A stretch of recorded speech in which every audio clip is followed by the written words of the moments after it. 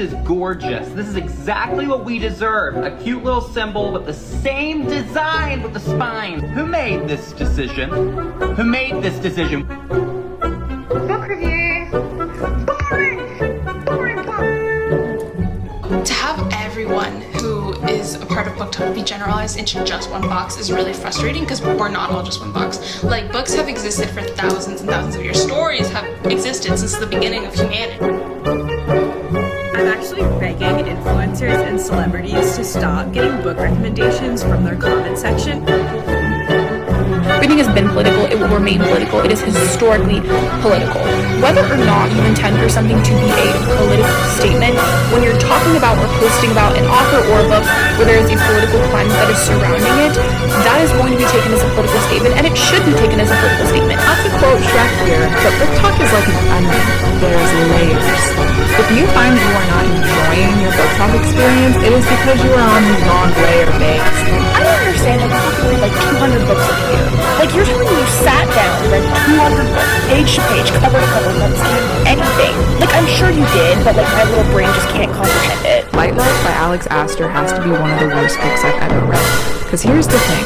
If you are going to compare your book to Hunger Games, then it better pack a gruesome and powerful punch. This book didn't even have mild slapping in it.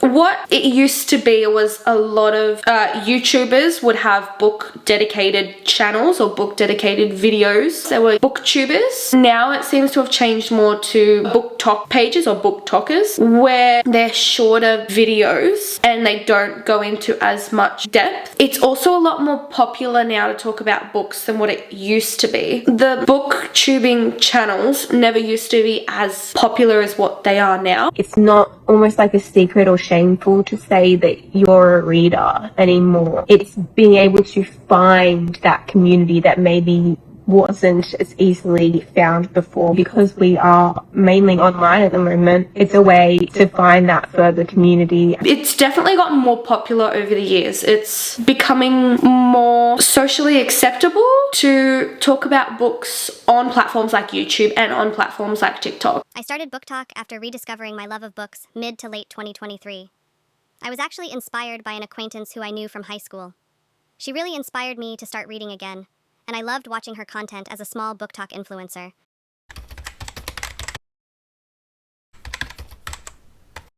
TikTok has definitely been a huge influence in the past couple years in my personal choices and habits. It's where I go to discover. I love being around the hype. It's like being a part of a community in a way. And it's definitely brought some of my friends even closer together because we have that rapport with each other. We'll send each other videos that we like. Probably feeling like that sense of community and knowing that other people enjoy the same thing as what I do is nice. If you see something on TikTok, you immediately want to go out and buy it. I feel like it might not be a good book, but sometimes because of the popularity that it has on social media, it could persuade you to want to buy it. I think it's great. I think reading is something that can be considered as a dying hobby, but after being a part of BookTok and hearing from people who say they do start reading because of BookTok and popular books on TikTok, it brings me joy.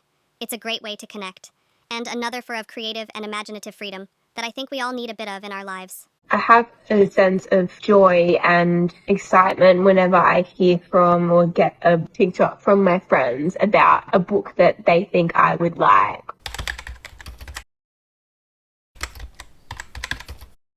I absolutely love it. This community is one of the most wholesome communities I have had the pleasure to be a part of, and we are always willing to recommend and guide our newbies. I think that it's good for people to not be spending as much time on screens, and taking that break and reading a physical book helps a lot with your eyes, even your skin, to be exposed to the UV light from the screens for a long period of time. So for a lot of people, using this as an opportunity to get off the screens is a good thing.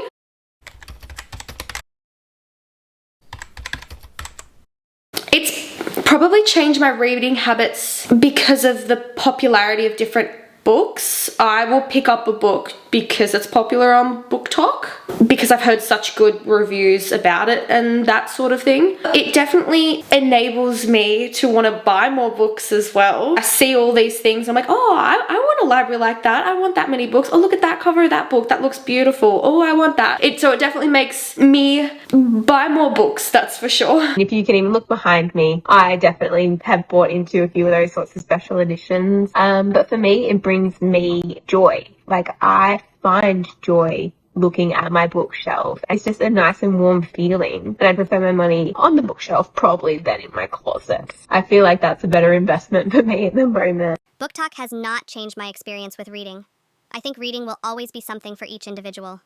I do know that some BookTokers, however, do feel pressure in keeping up with reading goals and TBR lists, as they feel like they need to pump content out and read a lot, like others do.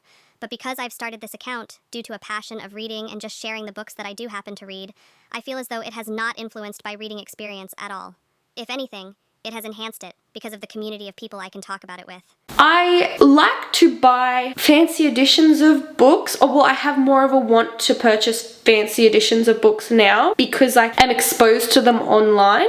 I can see them, so I know that they exist. Also, I would say that I do spend more money on books. If you see somebody else has something, you immediately want it as well, and they're sitting there talking about it and how good the book is and that they recommend it, makes you want to experience the same thing. I choose based on what's in my bookshelf for a long time sometimes. What books have been on my list for a while? I am also a part of some book clubs, so I'll join in on those. And authors with new releases coming out, sometimes I'll pick up those and read them. I own a lot of physical books, and I like to own the physical books. That's like my collection. Everyone's got their collection thing, their thing that they like to collect. Mine is books. I have a Kindle, and I love my Kindle. So a little bit of both, but also audiobooks I like to read as well. It's a fine line between reading for enjoyment and choosing books that you'll enjoy, but then also wanting to be part of that community, and to do so 9 times out of 10, it is about reading those popular books. So I think for me, it's finding time for both. Getting involved into that community and like with my friends, say reading the same book at the same time that everyone's talking about and we're really excited about. But then also not forgetting about, for instance, like the classics.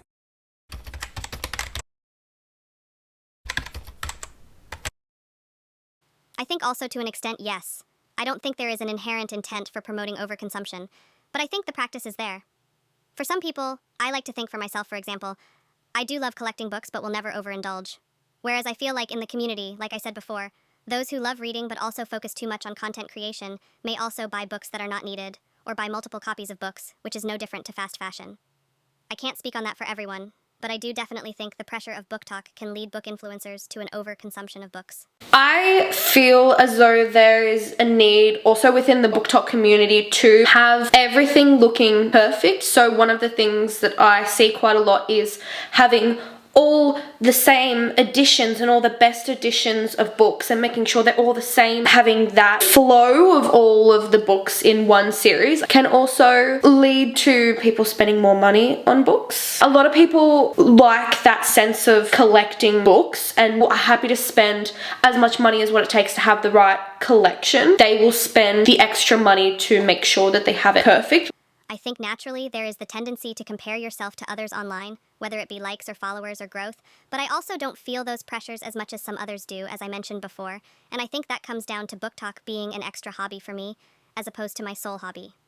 In terms of books, actually reading and attending my physical book club holds more of a value to me than creating content and gaining followers. I also have other hobbies such as art and sports and focusing on work and studies. For some others who may consider BookTok their one hobby and don't have those other activities in their life, I think the growth and influence of any social media platform can lead to those pressures. It's all about balance.